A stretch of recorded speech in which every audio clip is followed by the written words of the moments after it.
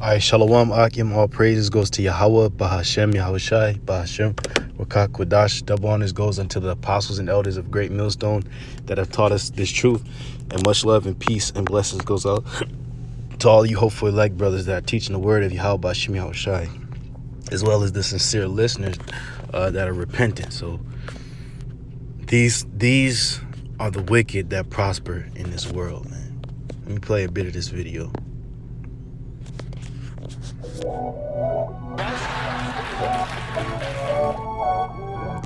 Money, power, and fame have more influence than you think. And it gets a lot more influential when it's not just one or two people, it's a whole family. Hey, when you've got a lot of sway in the goings-on of, well, everything. That's why today we are looking at the most powerful families in the world. Some are superstars, some gained incredible wealth very quickly, and some inherited their massive fortunes. So basically, they were born billionaires. Here's a peek into the families that are secretly ruling the world, whether you want them to or not.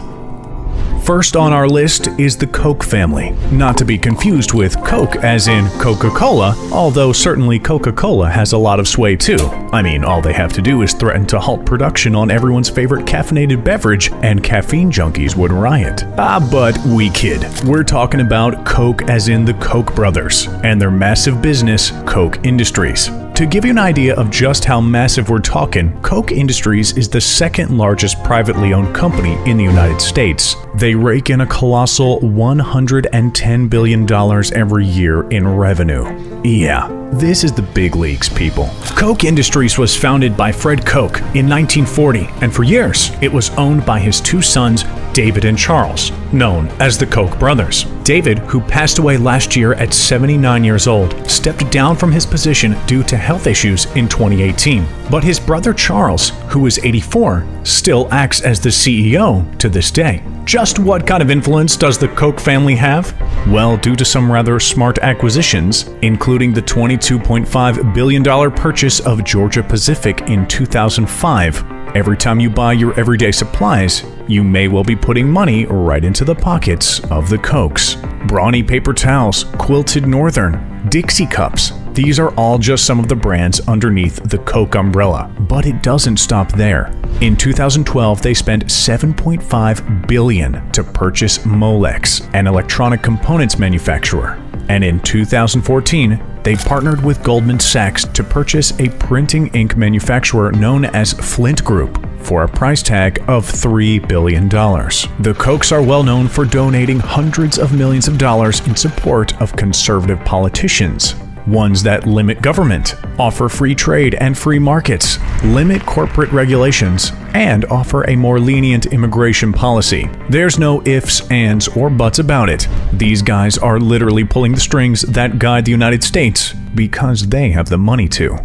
Next up, let's talk about one of the most famous billionaires, J.P. Morgan. He was one of the most powerful bankers of his time, up until his death in 1913. But being rich ain't enough to get you on this list, and J.P. Morgan was oh so much more than just rich. Mr. Morgan financed railroads and helped organize U.S. Steel, General Electric, and many more giants in the industry. His father was a wealthy banker as well, but it wasn't until Morgan formed a partnership with Philadelphia banker Anthony Drexel in 1871 and formed J.P. Morgan & Company that he started to get really rich. After all, this company was the predecessor to J.P. Morgan Chase. He amassed an incredible fortune of $25 billion, and he was sure to use it to tilt the system in his favor. Morgan was a mastermind of the business world and used his incredible influence to help stabilize the American financial markets during the economic scares of his day. Probably his most famous achievement was his ability to stabilize the economy during the Panic of 1907. And let's not forget the time that he saved America's gold standard by loaning the federal government $60 million.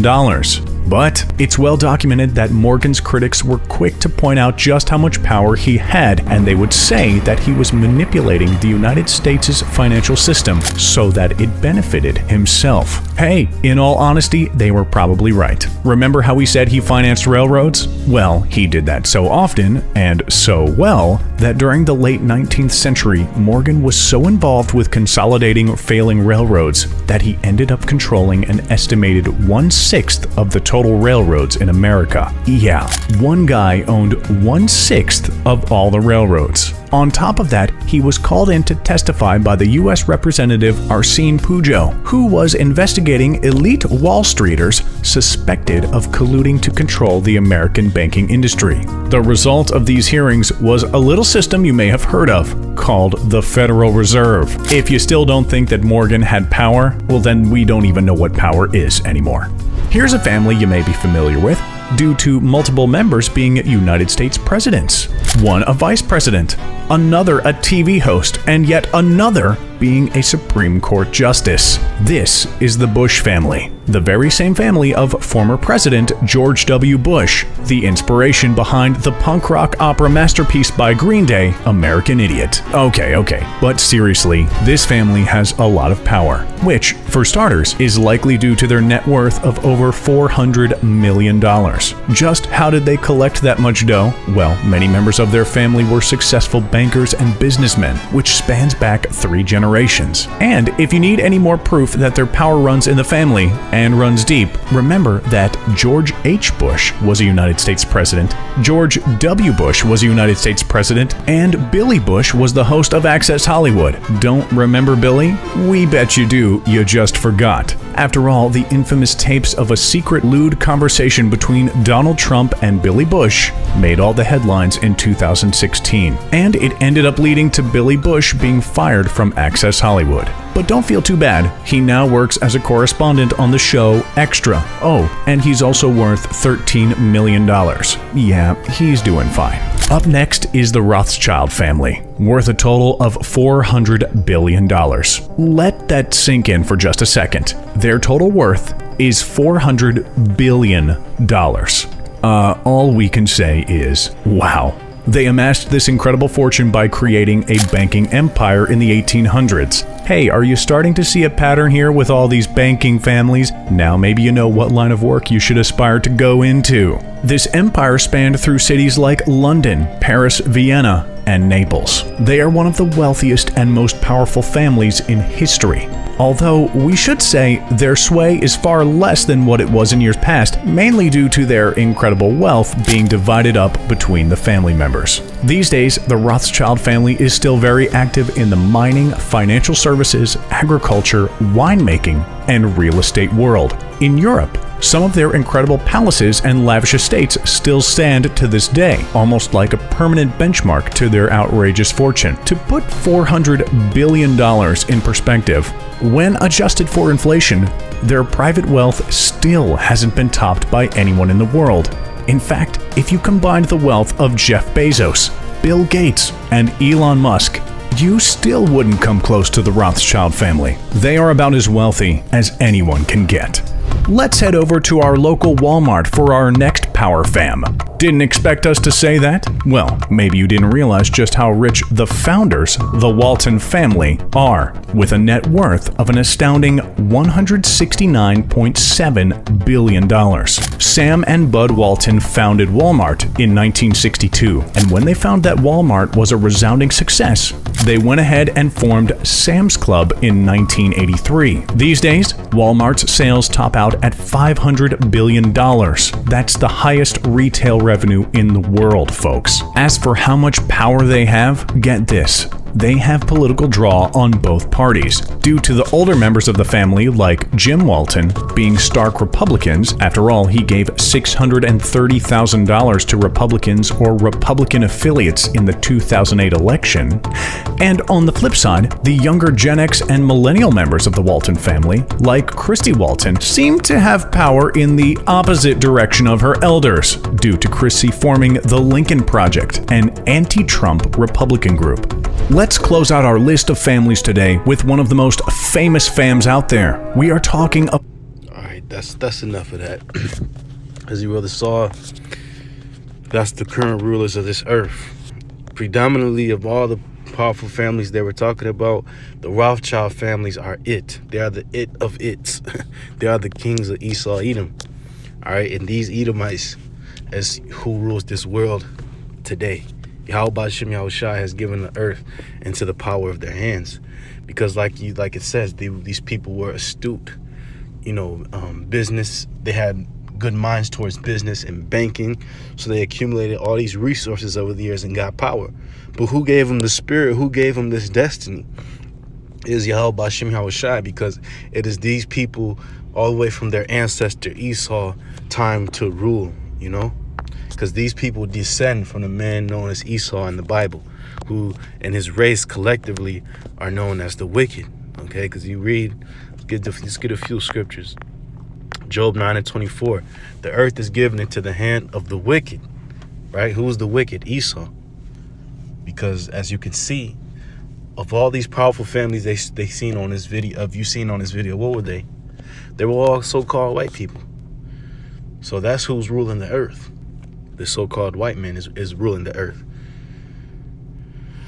The earth is given into his hands, but you have to make note of the fact that this man is wicked. Okay, because the way Esau rules, and he's been given charge, has been complete in debauchery and promoting everything that is against the just laws of Yahweh Hashem Yahushai.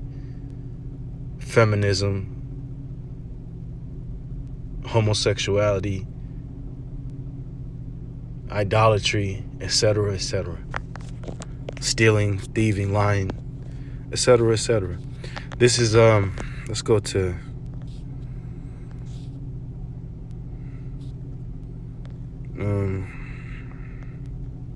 Micah chapter 2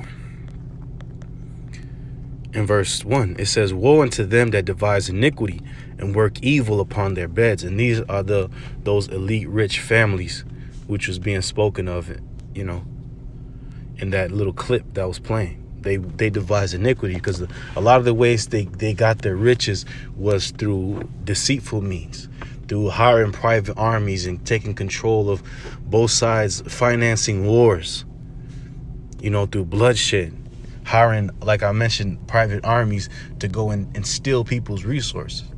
Hey, the United States Army, that's a private army of the Rothschilds, in case you didn't know. They go into these different lands, set up embassies, and kill, steal, and destroy. And before they do it, of course, they devise it. It says, when the morning is light, they practice it, because it is in the power of their hands. So right after these devils devise their plans, it goes into action. It says, and they covet fields and take them by violence. So when Esau sees something he likes, a oil field, he'll take it from you.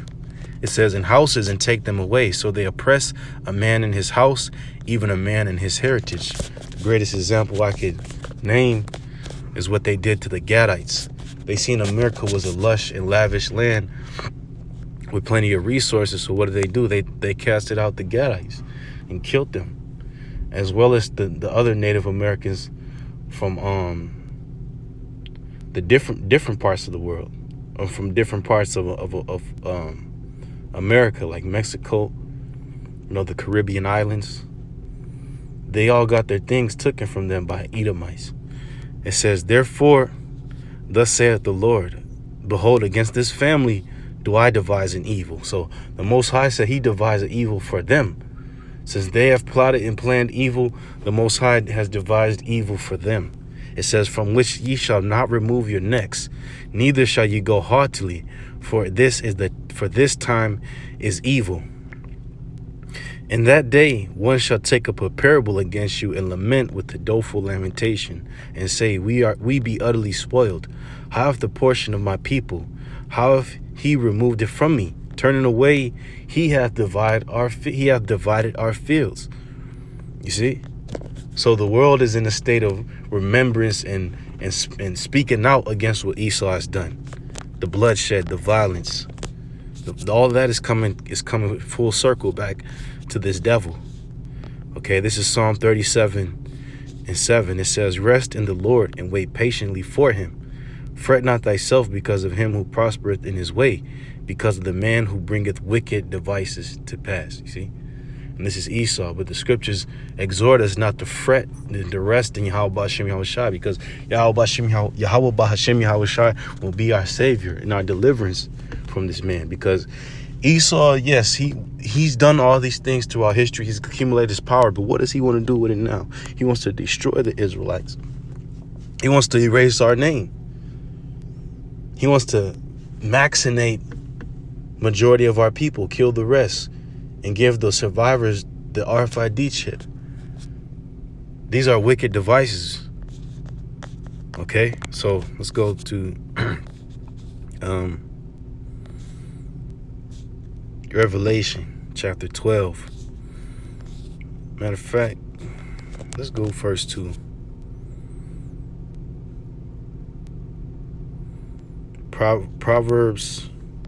Job 27 and 14. It says, if his children be multiplied, let's read from verse 13. It's Job 27 and 13. This is the portion of a wicked man with the Most High, and the heritage of oppressors, which they shall receive of the Almighty. So this is what's going to happen to the Edomites. This is what's going to happen to J.P. Morgan and his descendants, the Rothschild family. It says, if his children be multiplied, it is for the sword, and every Edomite for that matter. It says, and his offspring shall not be satisfied with bread. Okay, so this is what's going to happen. These people have multiplied and they've gained all these things to their houses for no reason. They're not going to get out of the situation they put themselves in. Yahweh is going to destroy these devils, man. With everything, he's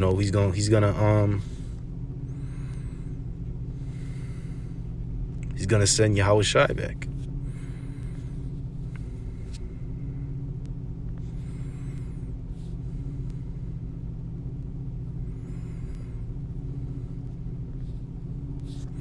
This is Revelation chapter 12 and verse 7.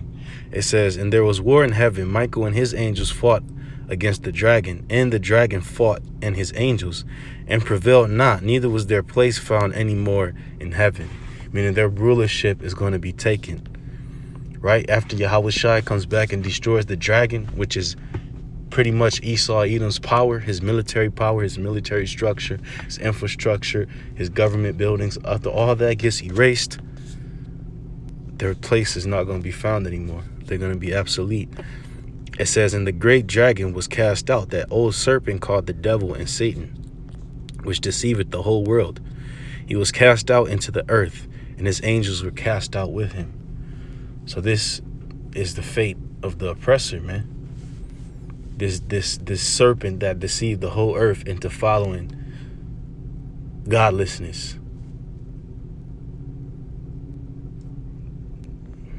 A great destruction is coming to him.